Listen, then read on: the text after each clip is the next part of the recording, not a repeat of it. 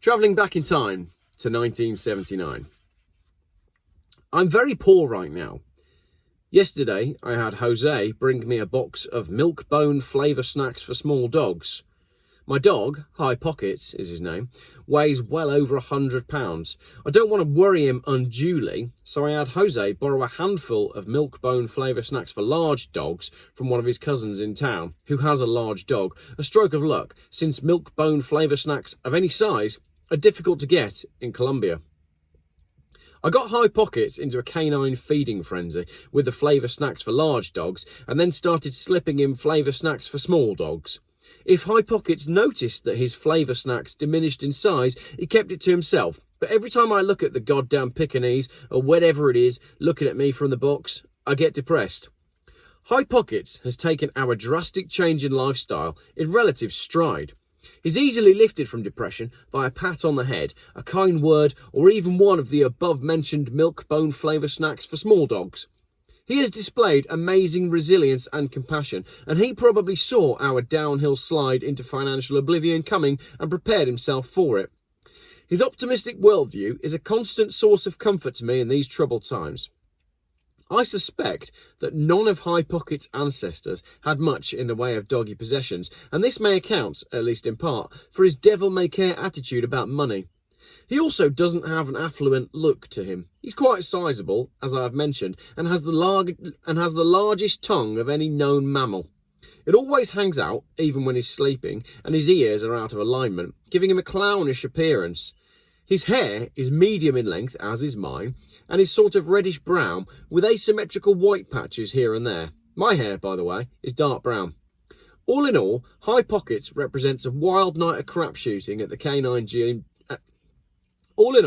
High Pockets represents a wild night of crap shooting at the canine gene pool. Occasionally, I enjoy lying on my bathroom floor listening to my primitive toilet leak. High Pockets is always there with me, his flavour snack breath and wet nose providing a certain perspective, a sense of serenity that would otherwise be lacking. The sound of running water, the companionship of a contented canine soul, and the comforting feel of damp linoleum frequently send my mind reeling into the most delightful of reveries.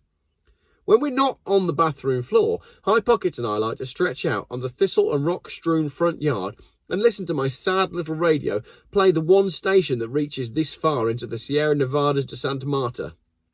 Sometimes I turn the radio off and we don't listen to anything. The other day, High Pockets and I decided to do some work on the shack, what with the rainy season only 3 months away and all, so I had Jose bring up his hammer and some nails. We dismantled what was left of the porch and used the lumber to patch the roof. Then I went out back, set up some cans and bottles and shot them with my M16. As usual, Legs showed up soon after target practice, slithered his way up the M16 and wrapped himself around the barrel for his afternoon siesta. Legs is a small boa constrictor who lives under the shack. He likes the warmth of the barrel after a few hundred rounds have been shot through it. If I've been shooting the 9mm Jose gave me for my birthday, he'll wrap himself around that. After about a month, Legs had it wired as to which gun I'd been shooting and would go right to it without having to sniff around with his little pink tongue like he had to at first. Snakes are supposed to be deaf, but I guess Legs gets vibes in the air or something. Anyway, he can tell the difference between a 9mm and an M16, and I know that for a fact.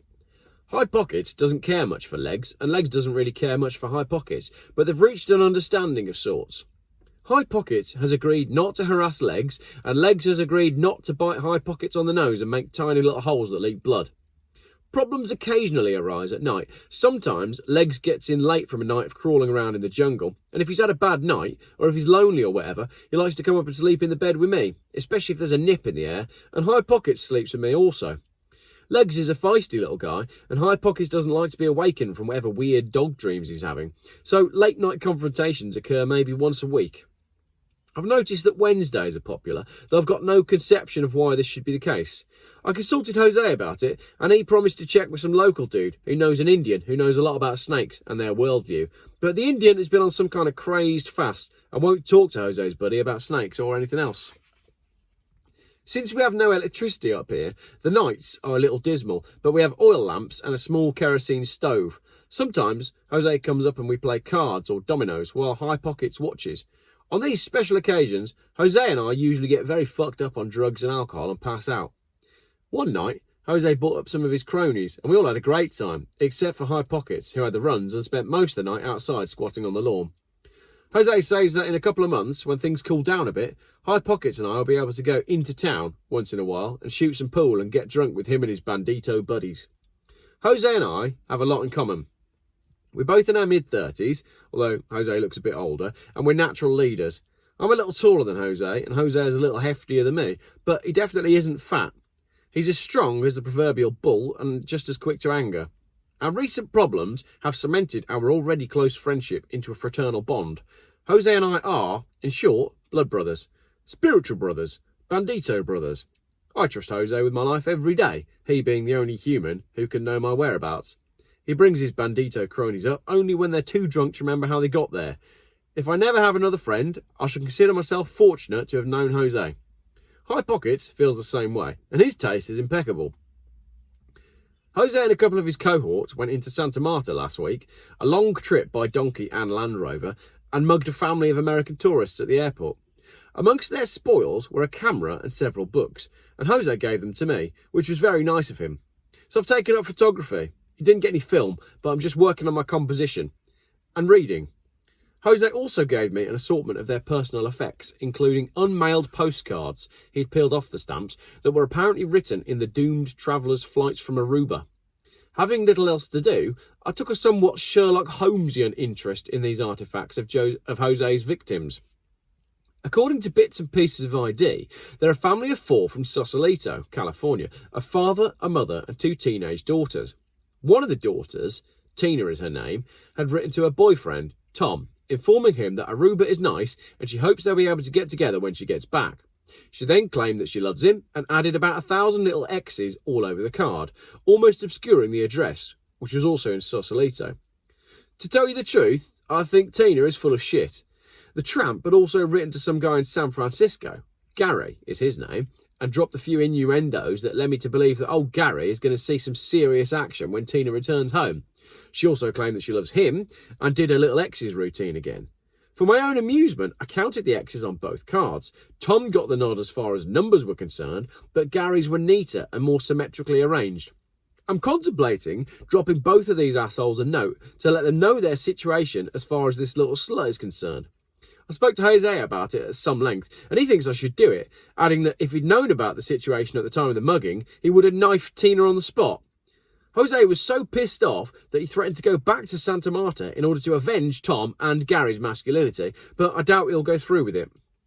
The other daughter, Ruth, wrote about 20 postcards, none of which are worth going into. As a matter of fact, Ruth's correspondence depressed me. She wrote mostly to relatives and girlfriends, and from her choice of pictures on the fronts of the cards, I suspect that Ruth is a troubled young person.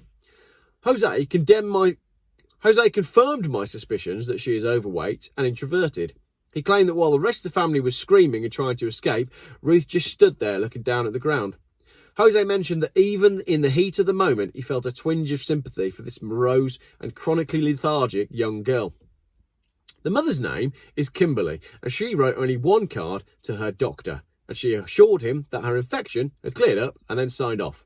The father either didn't write any postcards at all, or else managed to mail them at the airport before Jose and the boys descended upon them.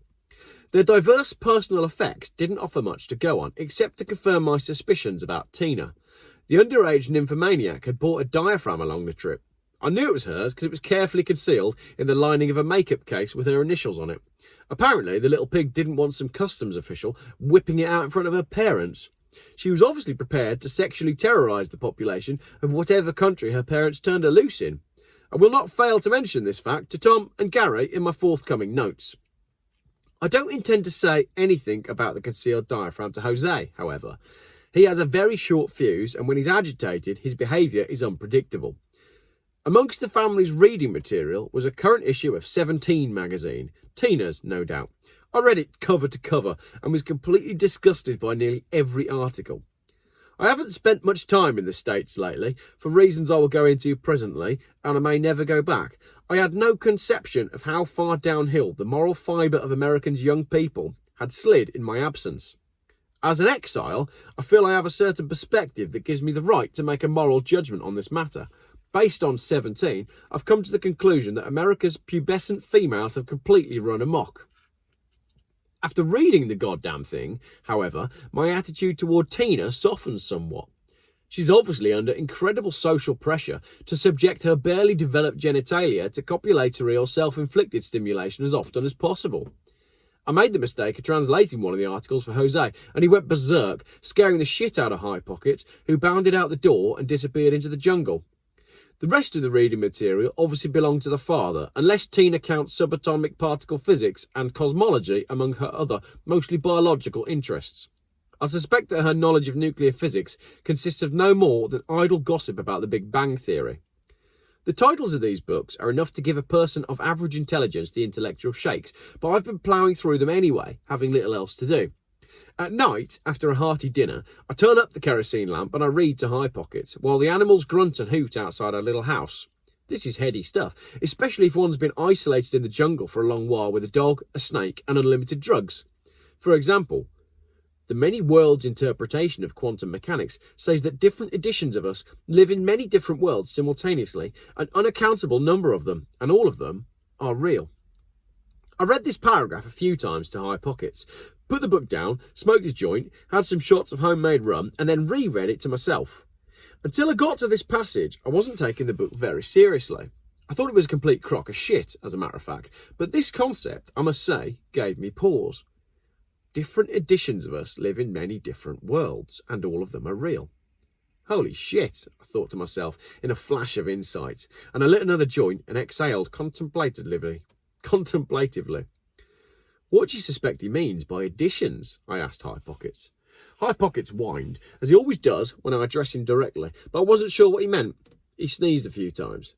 Jose rode his little burro, Pepe, up from the village the next day with food, ammunition and drugs, and he could see I was upset. I sat down and attempted to explain the problems I was having with the idea of different editions of us living in different worlds simultaneously, and he listened, nodding his head sagely. And then he told me not to worry. He had a buddy who knew an Indian who was familiar with these matters, and it turned out to be the same guy who knew the same Indian who was on the fast and wouldn't talk about snakes, so I'm not holding my breath.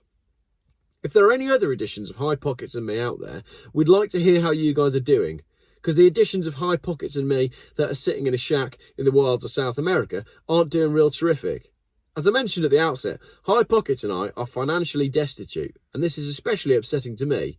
Anyway, as I explained, High Pockets is unconcerned with financial matters, since just a few months ago we were worth several $1 million.